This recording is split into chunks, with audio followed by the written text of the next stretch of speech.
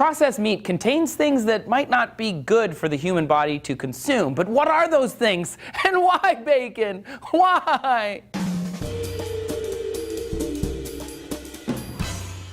Hey there, meat lover pizzas out there. Trace here for D News. Cancer and bacon. 2 words no breakfast lover wants to hear. The yearning for bacon is just too strong. Processed meat has been a bane for years, and a new study confirms what many other studies have already confirmed.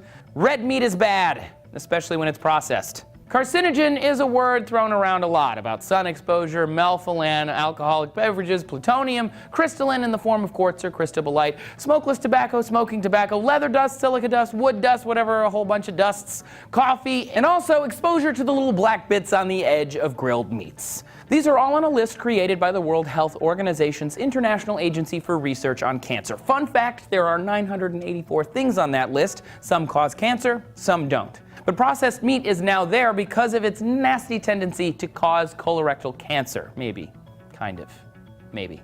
When we cook meats, like hot dogs, bacon, or even a fancy steak, processed or not, we are chemically altering them. As meat cooks, the chemicals found inside of them can form heterocyclic amines, or HCAs, polycyclic aromatic hydrocarbons, or PAHs, and advanced glycation end products, AGEs. These compounds are fine on their own, but when we eat them, they break down and mess with our colonic DNA, causing colorectal cancer. So the World Health Organization finally added these to the list as a Group 1 carcinogen, meaning they definitely cause cancer. The thing is, plutonium causes a lot of cancer. Bacon only causes a little. They're not equally dangerous. But the question is, what the hell is processed meat?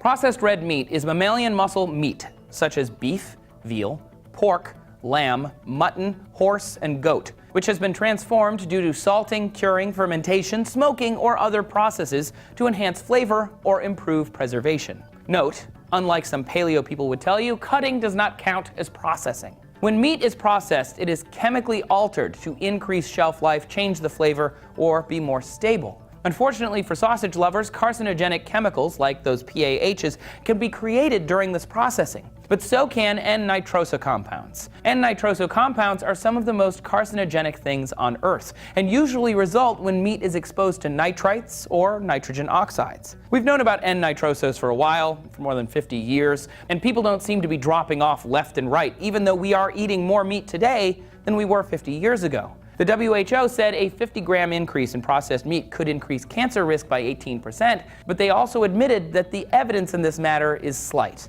The thing is, humans built our society on the ability to get more energy from our food. We cook it, which adds carcinogens, and we eat red meat, which has carcinogens in it, but our ancient human ancestors didn't live long enough to get cancer from these things. Red meat was also added to the WHO's list, by the way, as Group 2A, which means it probably causes cancer. FYI, red meat does include pork. Don't give in to marketing.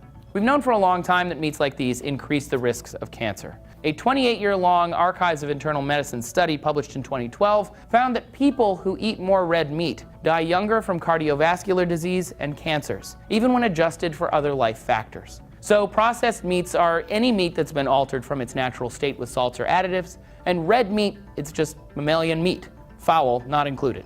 In the end, as people live longer and want to be healthier into their 70s and 80s, we have to watch what we eat. It's a fact of life. The easiest way is to reduce processed meats in your diets. And even having a couple of meat-free days a week will teach you to eat a variety of things rather than just hamburgers. Vegetarians don't rejoice too much, though. Meat is still a great source of B vitamins, minerals, iron, and zinc. Eating it is still recommended, just not as much. If you're one of our critical thinkers out there, you're probably wondering, as we did, how the heck the meat industry didn't put a kielbasa-sized kibosh on this whole announcement, as it was sure to affect their bottom line. And so, we figured that out. How powerful is the meat industry anyway? Watch this video about it. Meat has been estimated to contribute nearly $1 trillion to the US economy, roughly 6% of the GDP. Worldwide, livestock used for meat are actually responsible for more greenhouse emissions than even cars. How much red meat do you eat? Do you plan to eat less with this announcement? Let us know in the comments, and keep coming back here for more D News every single day. Make sure you subscribe so you get all of our videos, and we will see you tomorrow.